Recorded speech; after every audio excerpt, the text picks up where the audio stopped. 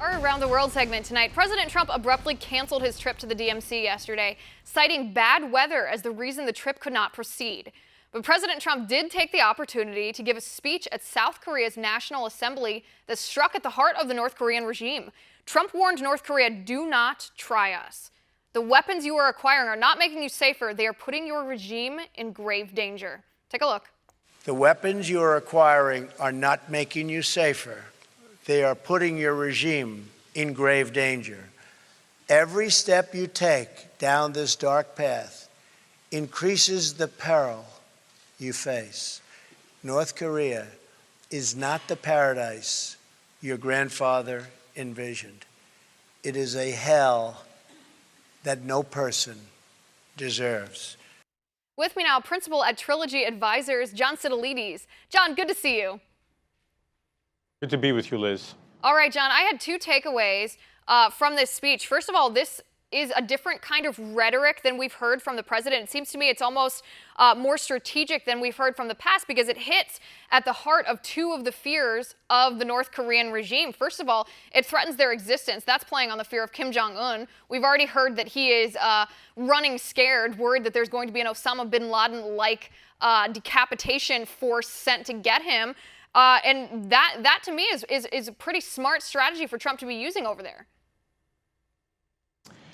Well, I hope it can have some effect on Kim Jong-un. Liz, this has been maybe the worst problem for any world leader to have to deal with. And I'm a little bit concerned about the threat of an assassination and a targeted execution a la Osama bin Laden, because we don't know to what extent Kim Jong-un would be willing to take down his entire society, a good part of South Korea, and foment tremendous instability in China with enormously damaging consequences for the entire Pacific Rim region. So I think also it's important to emphasize that President Trump extended a hand and talked about the possibility of negotiations and finding a way that is amicable towards all parties in the region. It's just too bad that his speech isn't going to be heard by a single citizen of North Korea. I think that would have had maybe the greatest impact. Right, and that was my second takeaway from this strategic rhetoric that we heard from him. First of all, playing on Kim Jong-un's fears, fears for his own life. But second of all, he added some anti-propaganda rhetoric in there as well, that the North Koreans are told by their government that they're living in utopia, they're living in heaven, and that their dear leader loves them more than anyone else. And Trump, for perhaps the first time, talking directly to the North Koreans, to the North Korean leaders, is presenting a different view of the world, saying, listen, this is not the paradise that your grandfather planned. It is actually hell. Of course, painting that picture in their minds of a comparative utopia, of prosperity, of wealth, of happiness, of food, of anything that they might need, of medical care. And that's the first time we've heard that from him. Yeah, Liz, and it's very interesting because in an ideal situation, even if there were to be some type of liberation from the cult-like control by Kim Jong-un over North Korea, remember this is a population that has been completely and almost incomprehensibly to us living in Western freedom, completely brainwashed for decades, for generations now. And if the regime were to change tomorrow or to be overturned, it would probably take years, if not decades, to try to bring about some normalization of North Korea's society, let alone the integration of the two Koreas into one, hopefully peaceful and prosperous peninsula. But again, I'm very concerned, going back to your first question, Kim Jong-un saw what happened to Saddam Hussein, saw what happened to Muammar Gaddafi, and I think in some ways it's quite rational of him to say, if I acquire nuclear weapons, there really is no way to overthrow me or to challenge my regime. And that's going to be the race to the finish here, because Trump obviously wants a denuclearized North Korea as the end game. And without China's help, I don't see how we're able to accomplish that. Right, and President Trump met today in China with the Chinese president.